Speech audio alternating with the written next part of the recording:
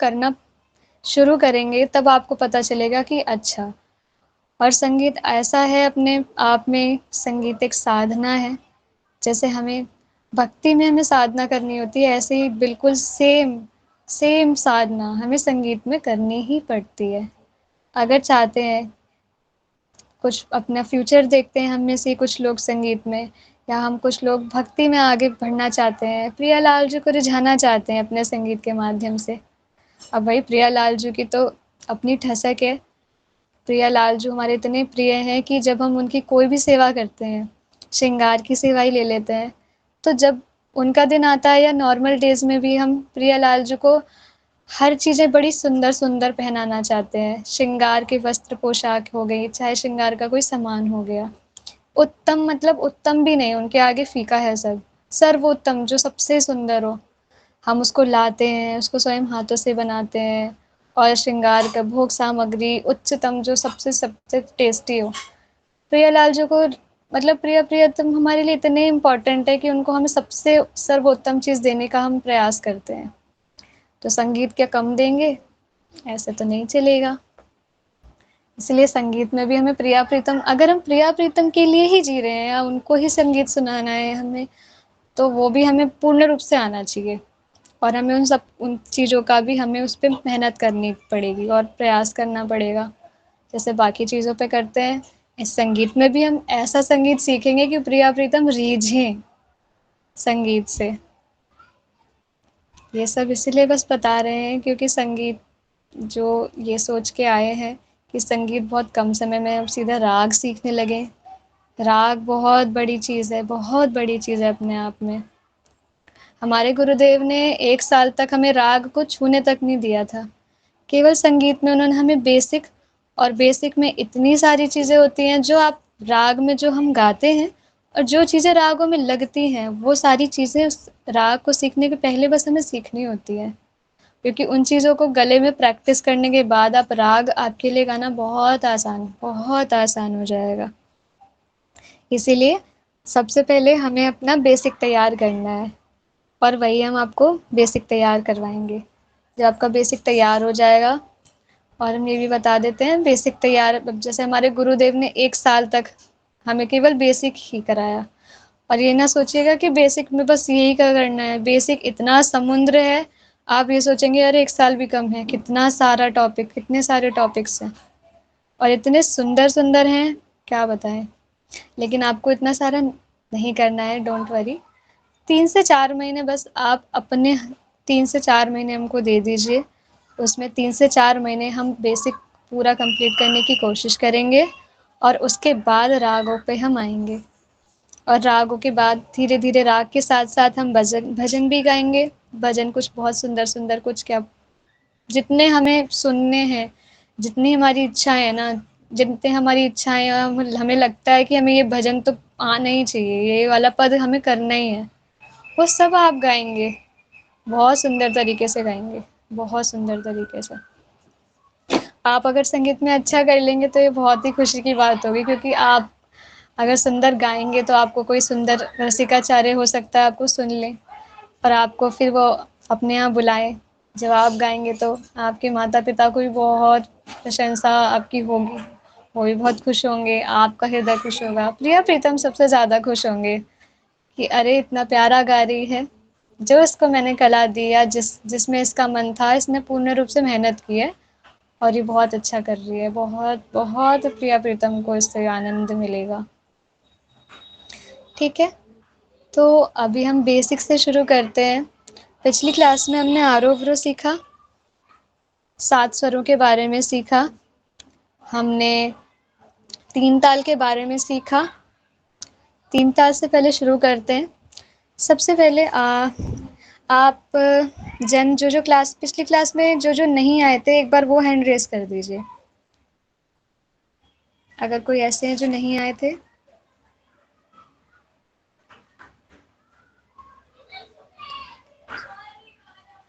एक दो तीन चार पाँच।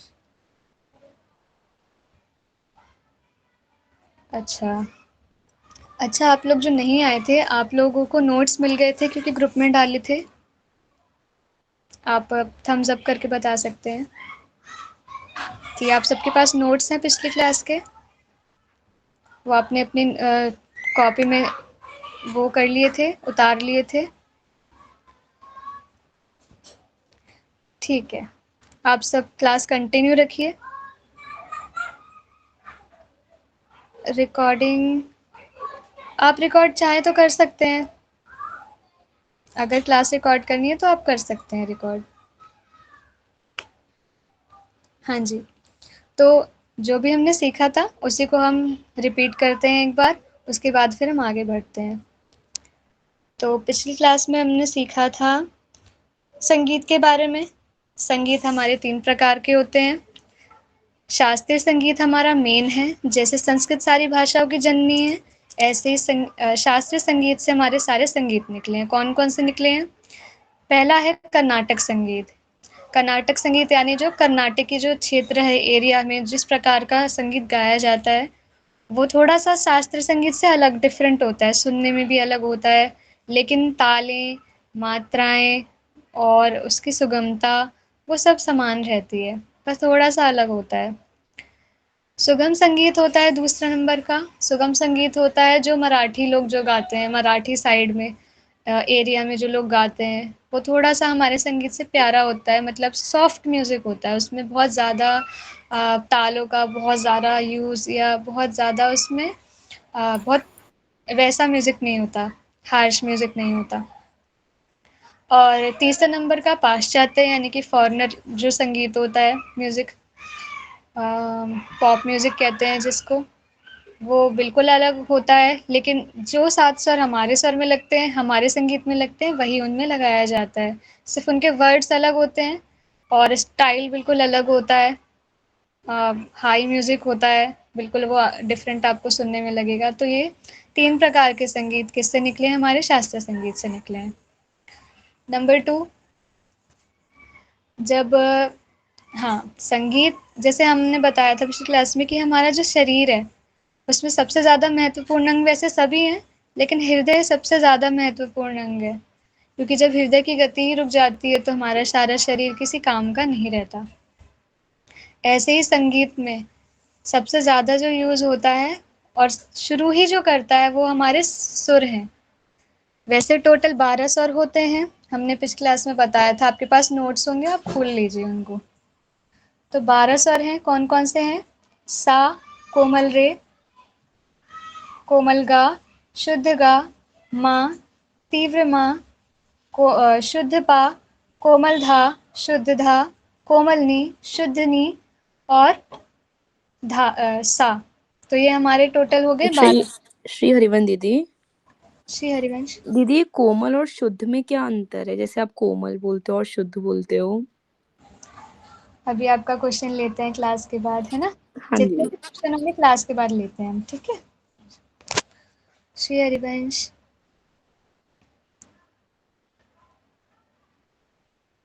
तो 12 जो स्वर हैं, जैसे जो लोग क्लास में नहीं आए थे, पहले थोड़ा उनको क्लियर कर देते हैं, फिर आपके प्रश्न बाद में लेंगे, ठीक है? सब बताएँगे, चिंता नहीं करो। तो जैसे कि हमने 12 स्वर टोटल थे, उसमें से जो शुद्ध स्वर हैं, वो हैं 7। शुद्ध स्वर वह होते हैं जिनको गाते वक़्त एक प्रसन्नता की, मतलब मन में एक प्रसन्नता होती है। जो हमारा, जैसे हम कोई संगीत आप सुनते हो, जैसे प्रियलाल जी का जब जन्म दिवस आता है, इससे आप थोड़ा समझने का प्रयास करना शुद्ध और कोमल स्वरों में। जब प्रियलाल जी का जन्म दिवस आता है, तो जो भी बधाइयाँ गाई जाती है ना, उनसे क्या होता है, जब हम सुनते हैं उनको या गाते हैं, तो हमें एक बड़ी प्रसन्नता महसूस होती है अंदर। वैसा ही समझ लीजिए कि वो सारे हैं शुद्ध स्वर। जब भी हम शुद्ध स्वरों को गाते हैं, उच्चारण करते हैं, तो हमारी जो अंतर से जो मन हमारा बनता है, जो मुद्रा बनती है, वो प्रसन्नता की ओर जाती है। और जितने कोमल स्वर हैं, जब हम कोमल स्वर गाते हैं, उन्हें ऐसा समझ लीजिए जैसे विरह का कोई गीत। जब हमें प्रियलाल जी की बहुत याद आती है, हम कोई भजन सुनते हैं विरह से घिरा हुआ, तो हमारा मन क्या होता है, थोड़ा-सा वो संसार से थोड़ा दूर होने लगता है, थोड़ा-सा वो दुखी सा ऐसा होने लगता है। ऐसे ही कोमल स्वरों का जो साउंड है और शुद्ध स्वरों का साउंड है, उनमें ये सिमिलैरिटी है, ये डिफरेंस है उसमें। गाने में कैसा है? गाने में वो हम आपको धीरे-धीरे बताएँगे, क्योंकि पहले हम शुद्ध स्वरों को जानेंगे और उनको गाएँगे। कोमल स्वरों को बाद में गाएँगे। अगर हमने दोनों आपको अभी सुना दिए तो आप कन्फ्यूज़ हो जाएँगे, क्योंकि दोनों में बहुत डिफ़रेंस होता है। और संगीत में ऐसा ही होता है कि एक बार हमने जो सुर सुन लिया, हमारे वो मस्तिष्क में, मतलब मन में बैठ जाता है, फिर वो दूसरा स्वर आप गा नहीं पाएँगे। इसीलिए दोनों जो कोमल स्वर हैं और शुद्ध स्वर हैं, दोनों को अलग-अलग रखा गया है। कभी भी शुद्ध स्वर के साथ कोमल मैच नहीं होते, ना ना ही कोमल के साथ शुद्ध मैच होते हैं। ठीक है? इसीलिए हम अभी गा के नहीं बताएँगे, इसका ये रीज़न है कि आप लोग फिर कन्फ्यूज़ हो जाएँगे। तो पहले हम शुद्ध स्वर, जो हमारे टोटल 12 स्वर हैं, उसमें से 7 हमारे मुख्य स्वर होते हैं, शुद्ध स्वर बोलते हैं जिनको, और 4 हमारे होते हैं कोमल स्वर। रे, ग, ध, नि, ये 4 हमारे कोमल स्वर हैं। ठीक है? उसके बाद एक हमारा होता है तीव्र स्वर, वो है केवल माँ। जो शुद्ध स्वर है उसके नीचे वाला जो है वो क्या होता है, तीव्र माँ होता है। उसका साउंड भी बिल्कुल अलग है। अगर हम उसको आपको अभी गा के बताएंगे तो आपका फिर से ध्यान भटक जाएगा, क्योंकि स्वरों को सीखना बिल्कुल आसान नहीं है। इनका साउंड एकदम एक बार में ही मन में बैठ जाता है, फिर दूसरे स्वर पे आप नहीं जा पाएंगे। इसीलिए सबसे पहला है कि कुछ समय, कुछ महीनों तक केवल हम शुद्ध स्वरों को ही सीखेंगे, उनका हम रियाज करेंगे अच्छे से, उनको सुनेंगे, उसके सिवा कोमल स्वर अभी बिल्कुल नहीं सुनेंगे, क्योंकि हम फिर कंफ्यूज हो जाएंगे। ठीक है? तो 7 स्वर बताए थे, कौन कौन से थे?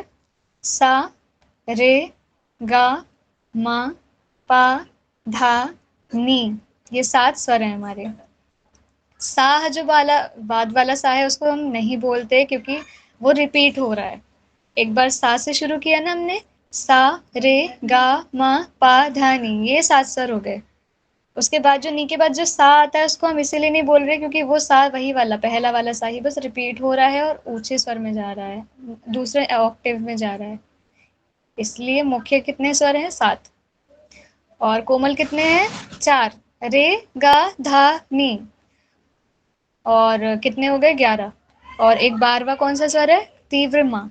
तो ये हमारे 12 टोटल शुद्ध स्वर हो गए, 12 स्वर हो गए। इसमें से मुख्यतः हम जो रियाज करेंगे वो है हमारे 7 स्वर, जिनको मैंने लिखा था, आरोह और अवरोह में लिखा था। अब सबके पास नोट हैं, जो नए लोग आए हैं, तो पिछली क्लास में नहीं थे, तो आप नोट्स अपने खोल के ही रखिए और आप उनको एक बार पढ़ लीजिए कौन कौन से शुद्ध स्वर हैं। तो जो शुद्ध स्वर हैं उनको आपने पढ़ लिया होगा, अब उनको एक बार देख लीजिए। उसके नीचे हमने बताया था तालें, और नोट्स में क्योंकि पिछली जो भोरी सखी ने क्लास ली थी तो उन्होंने आपको एक राग करवाया था, राग भैरव। जो लोग क्लास में पहली क्लास ली थी जिन्होंने, तो राग भैरव में उसके नोट्स पिछली क्लास में भी हमने आपको भेजे थे, पूरा परिचय भेजा था। उसके बाद आरोह अवरोह भेजे थे। आरोह अवरोह क्या होता है? कोई भी राग शुरू होने से पहले उसका आरोह अवरोह गाया जाता है। सबसे पहले उसका परिचय जानना होता है, उसके बाद आरोह अवरोह गाया जाता है। आरोह अवरोह क्या होता है? किसी भी चढ़ते हुए क्रम को आरोह कहते हैं। यानी जैसे सीढ़ियाँ है, हमें छत पे जाना है तो हम सीढ़ियाँ चढ़ते हैं ना, 1 2 3 4 5 6 7, तो ये हो गया आरोह। यानी कि सा रे गा मा पा धा नी सा, ये क्या हो गया? आरोह हो गया। और जब हम सीढ़ियों को उतरा तो बैक, यानी कि काउंटिंग रिवर्स में चलेगी। सा नी धा पा मा गा रे सा, ये क्या हो गया? रिवर्स। यानी कि आरोह हो गया चढ़ते हुए क्रम को, और अवरोह हो गया उतरते हुए क्रम को। आरोह कहते हैं और अवरोह कहते हैं। ठीक है? उसके बाद हमने पिछली क्लास में और सीखा था कि जब हम कोई राग गाते हैं तो राग हमेशा, राग का मतलब है कोई कंपोजिशन, यानी कोई गीत। आप सब इतने सारे भजन सुनते हैं, गाने सुनते हैं, गीत सुनते हैं, तो वो बिना म्यूजिक के वो गीत नहीं होता। जब कोई सिंगर गाना आगे गा रहा होता है, उसके पीछे हमेशा म्यूजिक होता है। म्यूजिक के बिना संगीत बिल्कुल अधूरा माना जाता है, जो संगीत की व्याख्या में बताया था हमने। तो ऐसे ही जब हम किसी राग को गाते हैं तो उसके पीछे एक म्यूजिक चलता है, यानी कि ताल चलती है। कौन सी ताल चलती है? अलग अलग प्रकार की ताल चलती है, बहुत सारी तालें हैं संगीत में। उनका नाम है तीन ताल, एक ताल, दादरा ताल, गजझंपा ताल, रूपक ताल, अम, झप ताल, दीप चंदी ताल, ऐसी बहुत सारी तालें हैं।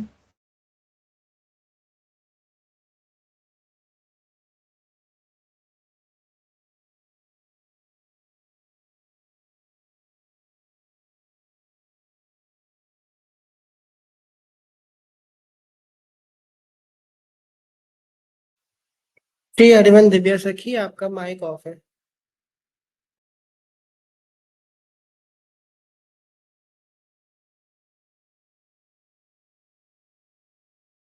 श्री हरिवंश, आ रही है आवाज आप सबको?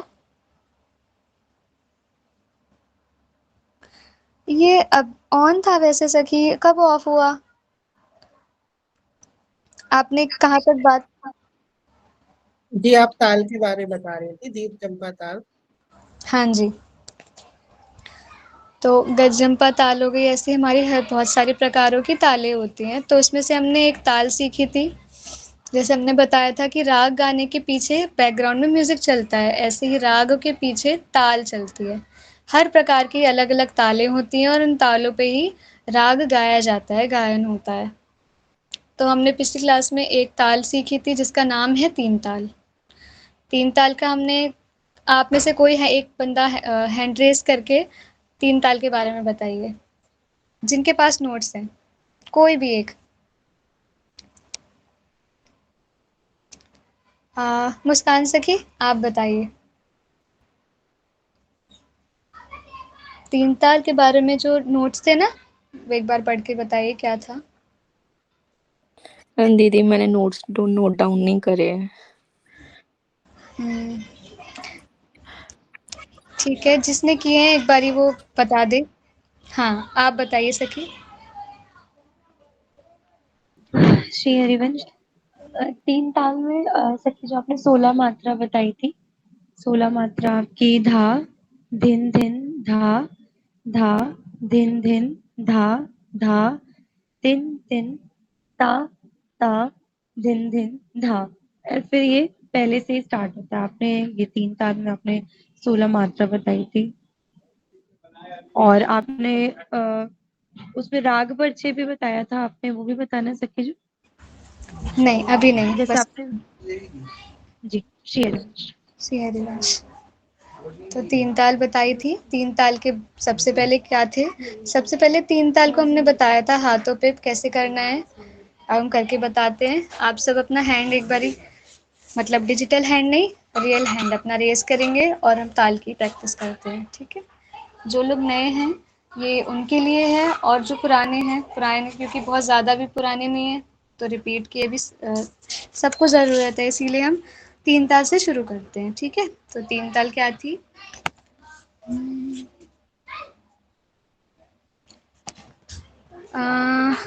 होस्ट,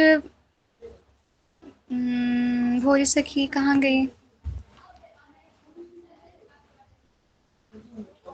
कैमरा ऑफ है।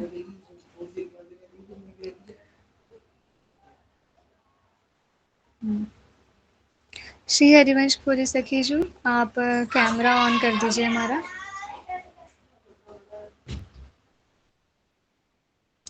श्री हरिवंश।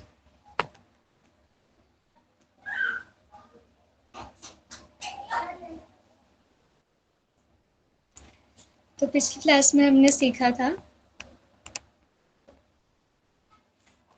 कि हमने अपने हाथों की उंगलियों पे हमने तीन ताल सीखी थी। तीन ताल के पहले सीखने के पहले हमें तीन ताल के पे, तीन ताल को हमें क्या करना है, पहले काउंटिंग्स पे करना है, उसके बाद फिर हमें उसके बोल सीखने थे।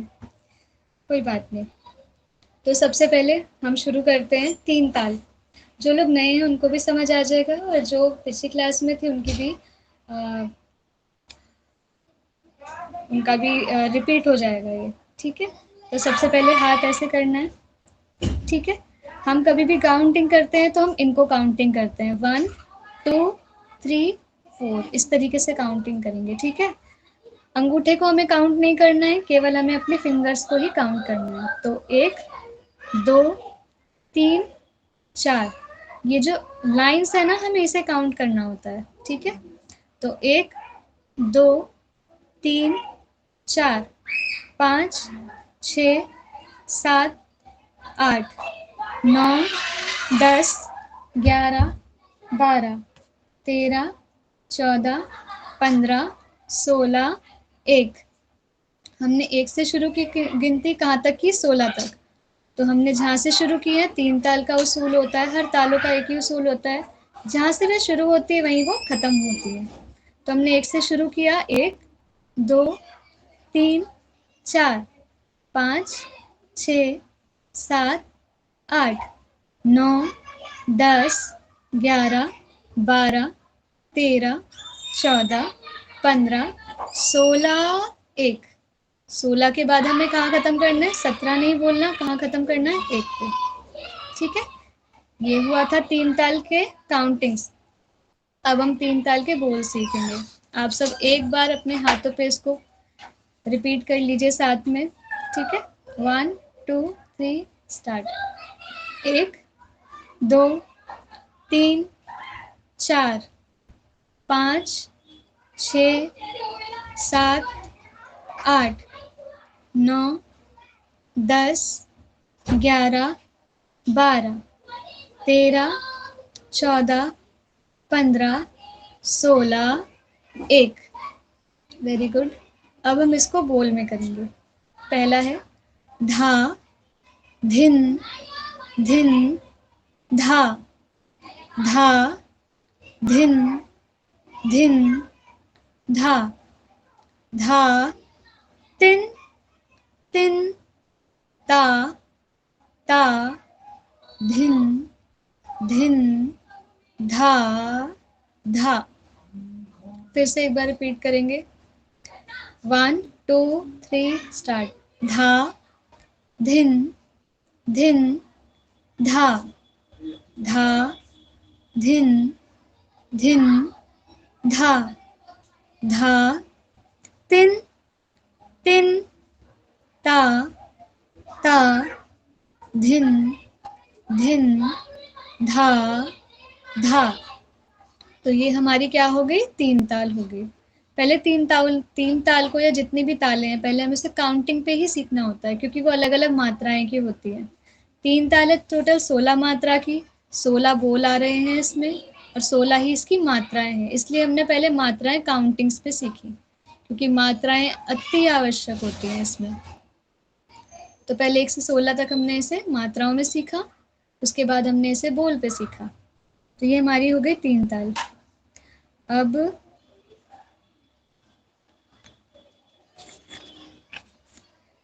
पिछली क्लास में हमने आरोह और अवरोह सीखा था 1 गुण में। अभी हम सरगम की प्रैक्टिस करते हैं। जो हमने आपको आरोह और अवरोह लिखवाए थे, सिंपल वाले, राग वाले नहीं, सिंपल वाले आरोह अवरोह, तो उनका अब हम रियाज करते हैं, ठीक है।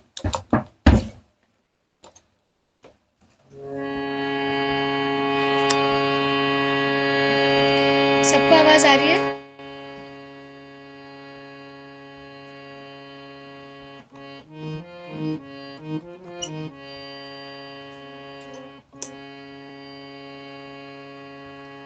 सा रे गा मा पा धा नी सा। सा रे गा मा पा धा नी सा। एक बार हम गाएंगे और एक बार आप सब गाएंगे, ठीक है। एक हम अपने लिए गाएंगे, फिर एक स्थान छोड़ेंगे खाली, उसमें आप सबको गाना है। Ready 1 2 3 start. सा रे गा मा पा नी सा।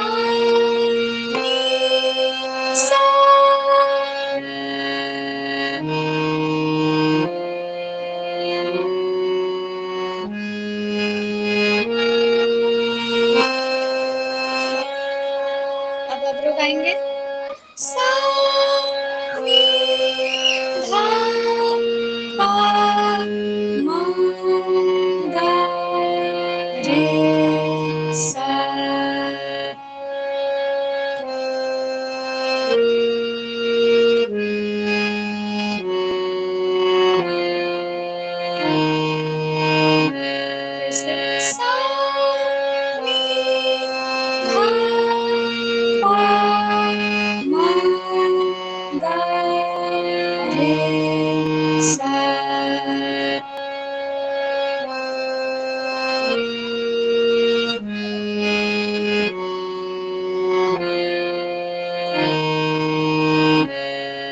सा नी धा पा मा गा रे सा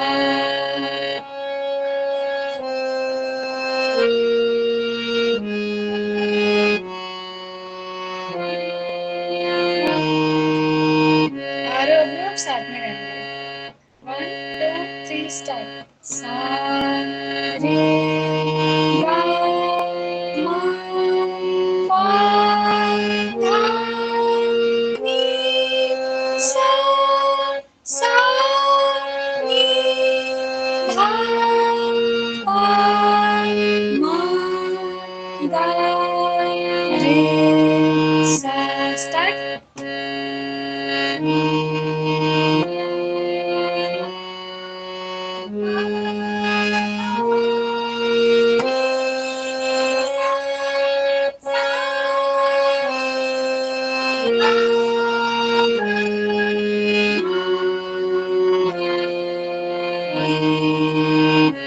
फिर से सा रे गा मा पा धा नी सा सा नी धा पा मा गा रे सा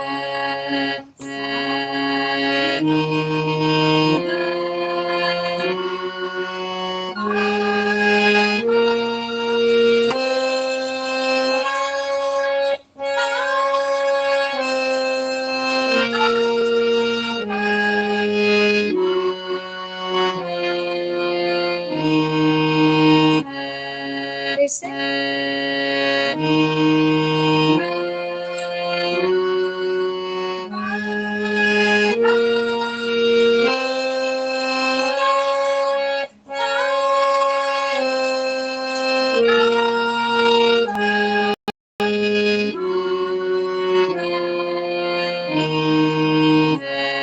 इसको थोड़ा फास्ट करेंगे सा रे गा मा पा धा नी सा सा नी धा पा मा गा रे सा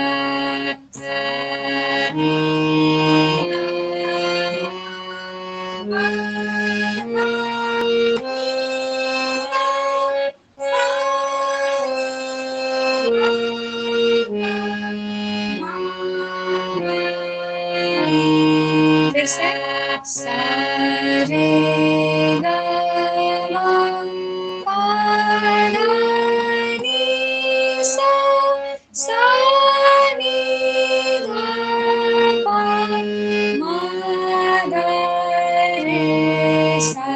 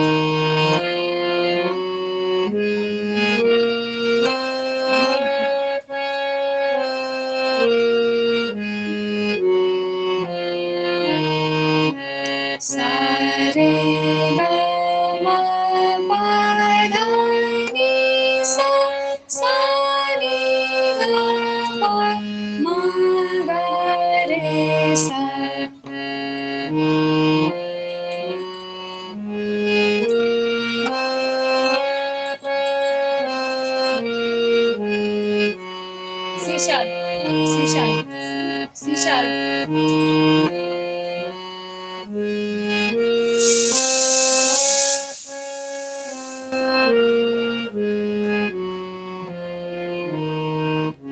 सा रे गा मा पा धा नि सा सा नि धा पा मा गा रे सा। ताल लगाओ।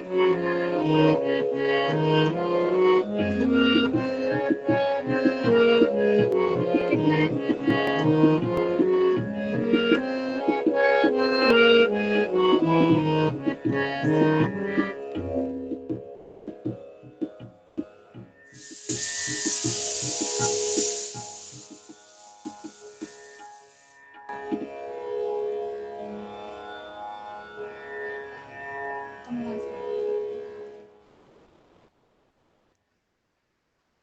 एक और इंस्ट्रूमेंट ऐड हो गया है। पहले तो हारमोनियम था सिर्फ। एक जब मतलब जितने भी पुराने संगीतकार जो होते थे ना, हारमोनियम के पहले भी हारमोनियम के पहले जो जिस पर वो रियाज किया करते थे, उसको तानपुरा कहा जाता था। तो तानपुरे पे रियाज होता था। और उसके साथ रियाज ये है कि हारमोनियम मतलब तानपुरा ऐसा है कि सबसे पुराना इंस्ट्रूमेंट।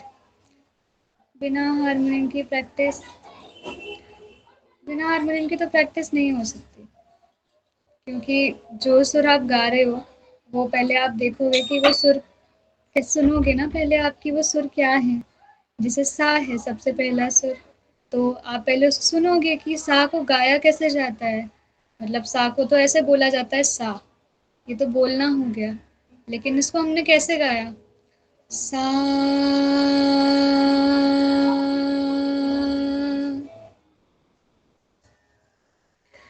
अगर आपको हारमोनियम नहीं मिल सकता है तो हमने एक ऐप बताई थी पिछले संगीत के क्लास में कि हम आपसे शेयर कर देंगे, हमें क्षमा करना हम भूल गए, तो आज हम शेयर कर देंगे। वैसे कुछ भी शेयर करने जैसा नहीं है। प्ले स्टोर पे आप जाएंगे, उसमें आप हारमोनियम लिखिएगा, बहुत सारे हारमोनियम आ जाएंगे। उसमें आई थिंक पहले या दूसरे नंबर का हारमोनियम है, उसे आप इंस्टॉल कर लीजिएगा। आज हम शेयर कर देंगे, वैसे उस पर आप रियाज कर सकते हैं, ठीक है। और इसको कैसे बजा के रियाज करना है वो हम आपको बता देंगे। आप चिंता मत कीजिए, जैसे क्लास खत्म होगी ना, आप ये प्रश्न फिर से पूछ लीजिएगा एक बारी क्लास खत्म होने के बाद, फिर हम सबका आंसर दे देंगे, ठीक है। अभी क्या है, अ, हम बता रहे थे कि कोई भी स्वर जो हम गा रहे हैं वो हम ऐसे ही नहीं गा सकते। हमें ये पता होना चाहिए कि उसे कैसे गाया जाता है, यानी उसका स्थान क्या है। तो उसे हम इसीलिए हम कैसे रियाज़ करते हैं, केवल हम गाते नहीं हैं, उसे हमेशा हम किसी न किसी इंस्ट्रूमेंट के साथ रियाज़ करते हैं। तो उसको रियाज़ किस पे करते हैं? हारमोनियम पे। लेकिन जब हारमोनियम नहीं था, हारमोनियम तो अभी आया है 19वीं नहीं, हारमोनियम मिला है 19वीं शताब्दी में। अलेक्जेंडर डिबेन द्वारा फ्रांस सिटी में ये हारमोनियम का आविष्कार हुआ था। अलेक्जेंडर डिबेन के द्वारा, जो एक फॉरेनर जीव है, उसने इसका, आपने कुछ मूवी देखी होंगी तो उसमें हारमोनियम को ऐसे खोल के बजाया बजाया होता है। तो पहले उस फॉर्म में उन्होंने इसका आविष्कार किया। उसके बाद ये अ, इस तरीके से ये हारमोनियम उन्होंने उस आविष्कार किया, ठीक है।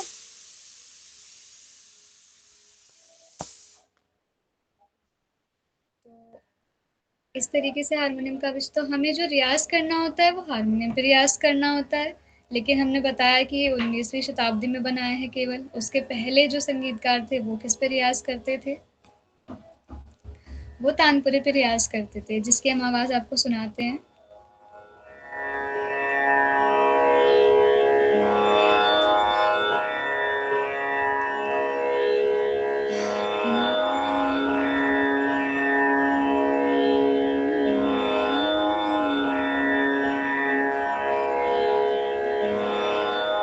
तो ये है हारमोनियम तानपुरे की आवाज़ जो आप सुन रहे हैं।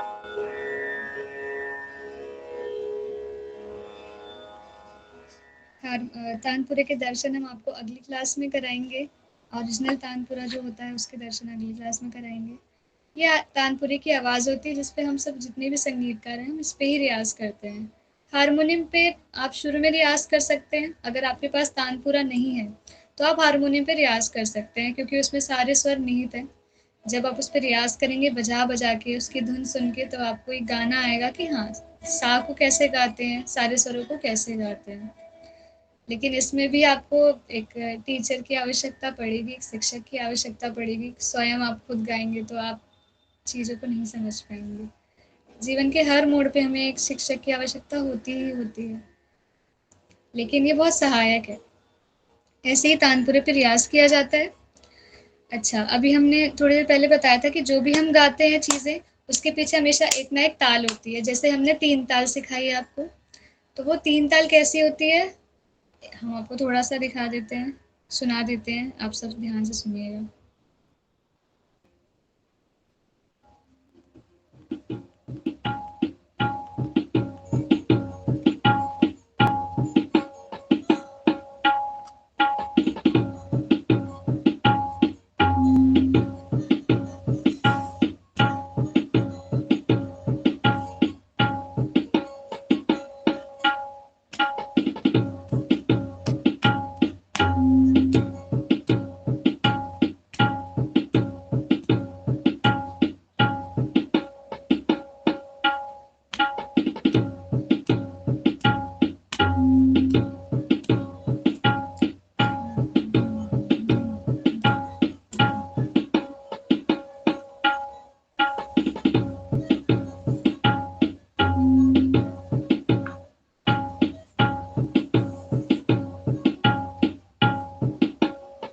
इसका हमने स्पीड थोड़ी और कम कर दी है। आप तो ये क्या है 3 ताल, कुछ और नहीं है, केवल 3 ताल ही है जो हमने सीखी थी, उँगलियों पे सीखी थी, वही ताल चल रही है। जिस तरीके से हम गाते हैं ना, वही सेम स्वर इसमें लग रहे हैं, बस थोड़े से एडवांस स्वर लग रहे हैं। हर चीज़ का एक बेसिक लेवल होता है, फिर जाके एडवांस होता है, जैसे हमने बताया। इसमें कुछ स्वर आपको पहचान में शायद थोड़े-थोड़े आ रहे होंगे कि हाँ, धा है, ये धिन बोला है, यहाँ पे धिन बोला है, यहाँ धा बोला। लेकिन कुछ जो थोड़े एडवांस वाले हैं, वो आपको कम समझ आ रहे होंगे। ये भी एक लेवल है। पहले हम सिंपल वाली 3 ताल सीखेंगे, उसके बाद हम उसके नेक्स्ट लेवल वाली 3 ताल, जो हार्ड वाली 3 ताल है, फिर और एक नेक्स्ट लेवल 3 ताल, एक और नेक्स्ट लेवल। इसका लेवल बढ़ता जाएगा। जैसे फर्स्ट लेके 10 तक जो हमारी क्लास होती है, हम वही काउंटिंग से करते-करते हम कॉस साइन थीटा पे पहुँच जाते हैं, उन्हीं को सीखते-सीखते। ऐसे ही है। तो ये 3 ताल है। एक बार हम इसको आपको गा के बस, अभी आपको प्रैक्टिस नहीं करनी है, बस परिचय केवल दे रहे हैं।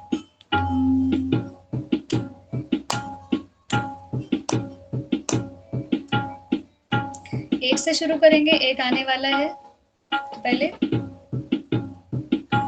धा, धिन, धिन, धा, धा, धिन, धिन, धा, धा, तिन, तिन, ता, ता, धिन, धिन, धा, धा, धिन, धिन, धा, धा, धिन, धिन, धा, धा, तिन, तिन, ता, ता, धिन, धिन, धा, धा, धिन, धिन, धा, धा, धिन, धिन, धा, धा, तिन, तिन, ता, ता, धिन, धिन, धा, धा, धिन, धिन, धा, धा, धिन, धिन, धा, धा, तिन, तिन, ता, ता, धिन, धिन, धा, धा, धिन, धिन, धा, धा, धिन, धिन, धा, धा, तिन, तिन,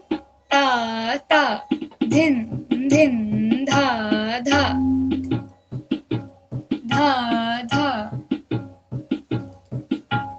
ता, तिन, तिन, सॉरी, धा, क्षमा, धा, धिन, धिन, धा, धा, धिन, धिन, धा, धा, तिन, तिन, ता, ता, धिन, धिन, धा, धा, धा,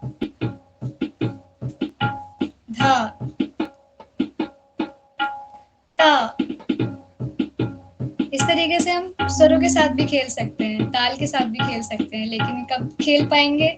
जब ये गेम हाथ में आ जाएगी। जैसे बॉल होती है, अगर वो हमारे हाथ में आ जाए तो हम उसे ऐसे उछाल सकते हैं, ऐसे उछाल सकते हैं, अपने हिसाब से कैसे भी हम उससे खेल सकते हैं।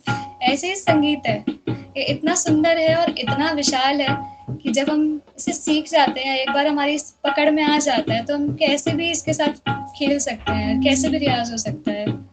बहुत ही सुंदर और बहुत ही इंटरेस्टिंग है। ऐसे सबसे पहले लेकिन हमें मेन वही है, पहले हमें अपना बेसिक कंप्लीट करना होता है।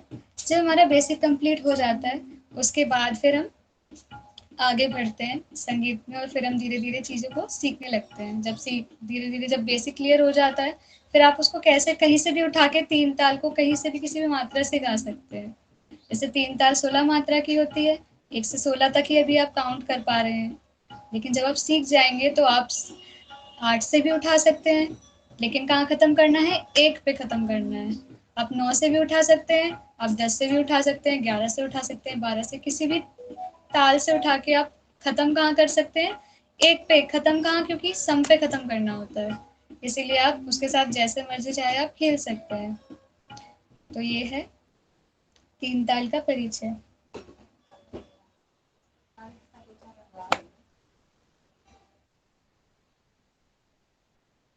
तो आपने तानपुरी की आवाज़ सुनी और ताल की आवाज़ सुनी। ये तानपुरी की आवाज़ थी। आइए 3 ताल की प्रैक्टिस थोड़ा और कर लेते हैं, फिर हम आगे करते हैं। तो आप सब रेडी हो जाओ एक बारी।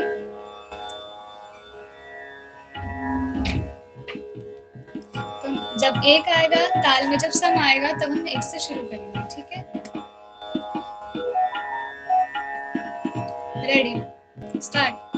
1 2 3 4 5 6 7 8 9 10 11 12 13 14 15 16। 1 2 3 4 5 6 7 8 9 10 11 12 13 14 15। रेडी, धा धिन धिन धा धा धिन धिन धा धा। तिन तिन ता ता धिन धिन धा धा धिन धिन धा धा धिन धिन धा धा। तिन तिन ता ता धिन धिन धा धा धिन धिन धा धा धिन धिन धा धा।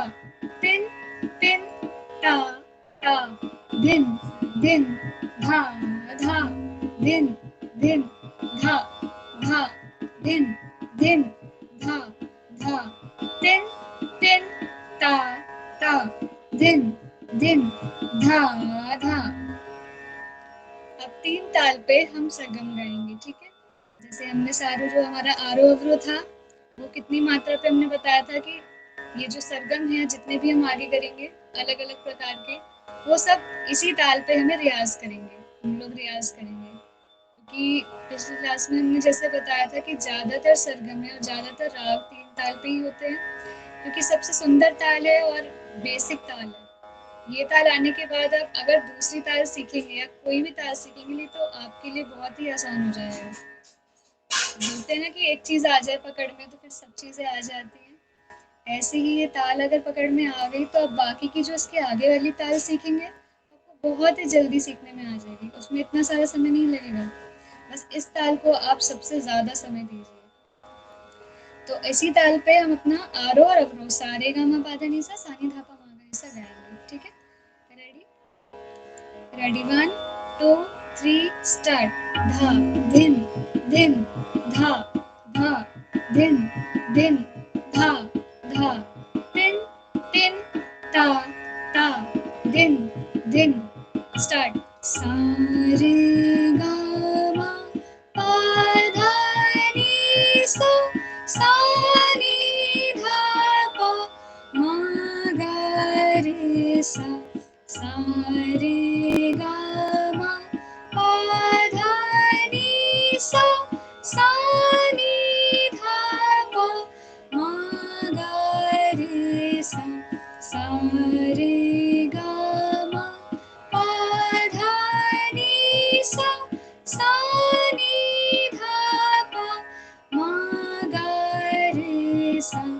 सा रे गा मा पा धा नी सा सा नी धा पा मा गा रे सा सा रे गा मा पा धा नी सा सा नी धा पा मा गा रे सा सा रे गा मा पा धा नी सा सा नी धा पा मा गा रे ताल धा दिन दिन धा धा दिन दिन धा धा तिन तिन ता ता दिन दिन फिर से धा दिन दिन धा धा दिन दिन धा धा तिन तिन ता ता दिन। अब सरगम गाएंगे।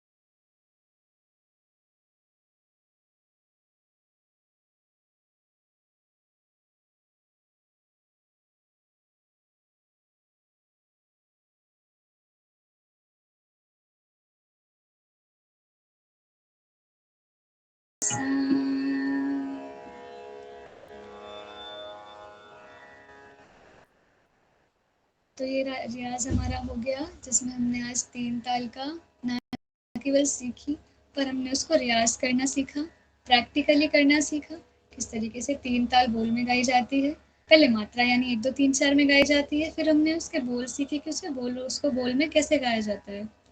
और साथ में हमने सीखा कि जो पलटे यानी पलटे ही बोला जाता है, कुछ लोग इसको अलंकार भी कहते हैं। जो हमने 7 स्वर गाए सारे गा मा पा धा नी सा, यानी जिस भी कंपोजिशन या किस भी सुर का, जिस सुर का आरोह और अवरोह होता है उसको पलटा गाया जाता है। यहाँ हम दिखा देते हैं एक बार।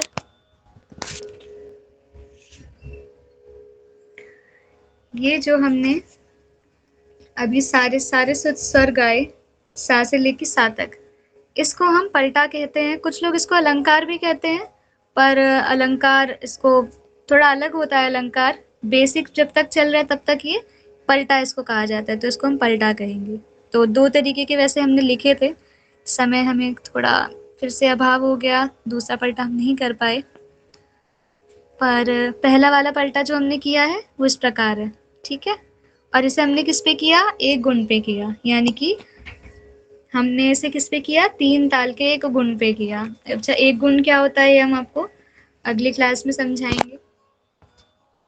अभी हमने क्या क्या सीखा? शास्त्रीय संगीत क्या होता है उसके बारे में जाना, उसकी परिभाषा को जाना, आरोह अवरोह क्या होता है वो जाना, और आरोह अवरोह को प्रैक्टिकली किस प्रकार से गाते हैं वो सीखा। 3 ताल सीखा, 3 ताल की परिभाषा के साथ सीखा। कितना हमें रियाज करना है संगीत में हमने वो सीखा, हमें कितने समय कितने घंटे देना होता है हमने वो सीखा। इससे क्या होगा? जिसकी जो जो अभिलाषाएं हैं, किसी को प्रिया प्रीतम को रिझाना है और किसी को संसार को रिझाना है, समय लेकिन संगीत में हमें देना ही पड़ेगा, चाहे हम इस तरफ जाए चाहे हम इस तरफ जाए, दोनों में ही संगीत को समय देना बहुत आवश्यक है, अति आवश्यक है। अभी आपको ज़्यादा समय नहीं देना, लेकिन प्रयास कीजिए कि आप जो सीख रहे हैं उसको आपका मतलब वो आप मिले आपको। तो इसके लिए आपको रोज़ 1 घंटा, या जो जिसके पास जो घर पे रहता है समय ज़्यादा है, मतलब अपना सारे कार्य के बाद अगर आपके पास 3-4 घंटे मिलते हैं आराम से, तो 3-4 घंटे ना दीजिए, पर केवल 1 से 2 घंटे अवश्य दीजिए। कम से कम 1 से 2 घंटे प्रतिदिन दीजिए। जो आपने सीखा उसको रियाज़ कीजिए। नोट्स आपको सारे में शेयर कर देंगे हम, और जो पिछले वाले नोट्स हैं उसको आप रिवाइज़ कीजिए और उसको प्रैक्टिकली में उसको भी आप रियाज़ कीजिए। उसके साथ-साथ आज हमने तानपुरा और हारमोनियम के बारे में थोड़ा बहुत सीखा कि हमें हारमोनियम किसने बनाया, किस शताब्दी का है, और हमने ये सीखा कि उसके पहले सब लोग किस पे रियाज़ करते थे, तानपुरे पे। और आज हमने दोनों की धुन सुनी, ओरिजिनल सॉन्ग्स मतलब ओरिजिनल धुन सुनी दोनों की, कि साउंड कैसा होता है तानपुरे का। हारमोनियम से तो आप खैर आपको पता ही है कि कैसा साउंड होता है, पिछली क्लास में हमने इंट्रोड्यूस करा दिया था। और इसके साथ हमने 3 ताल जो हमने सीखी थी, उसका हमने साउंड आज पता किया कि अच्छा ऐसा साउंड होता है, जो बहुत सुंदर होता है। जो 3 ताल है, जितनी भी तालें हैं, वो तबले पे बजाई जाती हैं। जो तबले वाले जो उस्ताद हैं, जो वो तबले पे 3 तालों सारी तालों को बजाते हैं। जो भी आपने 3 ताल अभी सुनी, वो सब तबले पे बज रही थी। धीरे-धीरे आपको सबके दर्शन कराएँगे आप लोग। ठीक है, आज की क्लास यहीं हम समाप्त करते हैं, समय बहुत हो गया। आप जो-जो आज की क्लास में सिखाया, बस आप सब उसे अच्छे से बिल्कुल पक्का कीजिएगा, अच्छे से उसको मतलब मांझिएगा गले में। डेली 1 से 2 घंटे आप सब जिनके पास समय है, वो 2 घंटे तो अवश्य दीजिए, और जिनके पास समय नहीं है, वो कम से कम 1.5 घंटा अवश्य दीजिए। जो-जो सिखाया आज की क्लास में और पिछली 2 क्लास में, आप सब आशा करते हैं अच्छे से आप सबको समझ में आया होगा, और अच्छे से रियाज़ कीजिएगा। इसके बाद अगर आप सबके कोई प्रश्न है, तो आप पूछ सकते हैं। श्री हरिवंश।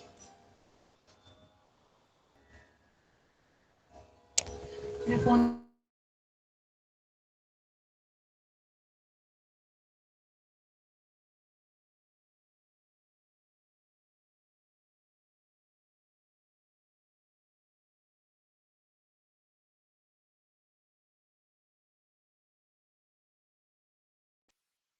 जी हरिवंश सखी, बहुत सारे प्रश्न कमेंट बॉक्स में हैं, आप एक बार चेक कर लीजिए।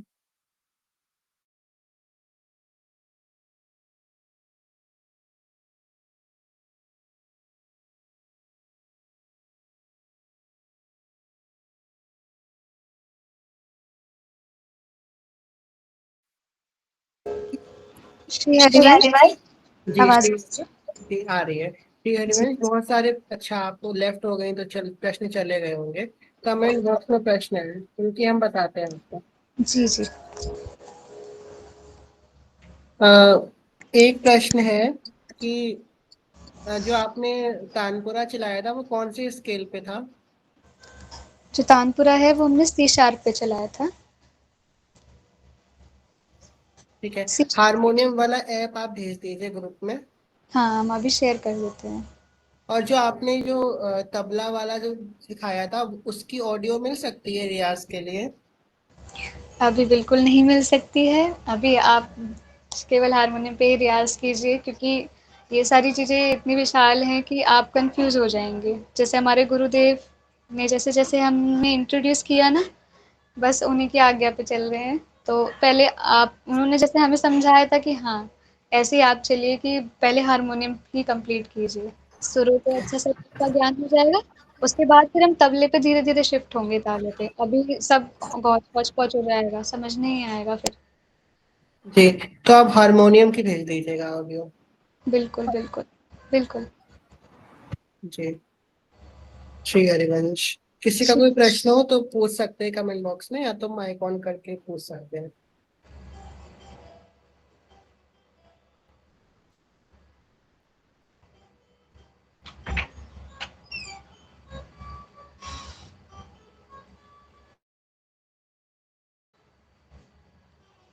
श्री हरिवंश, ठीक है, सबके प्रश्नों के उत्तर सबको मिल गए हैं शायद, और हम आपको भेज देंगे, हारमोनियम की ऐप भेज देंगे, और नोट्स भेज देंगे आज के। आप सब अच्छे से रियाज़ कीजिएगा, खूब रियाज़ कीजिएगा और खूब नाम जप कीजिएगा। श्री राधा वल्लभ श्री हरिवंश।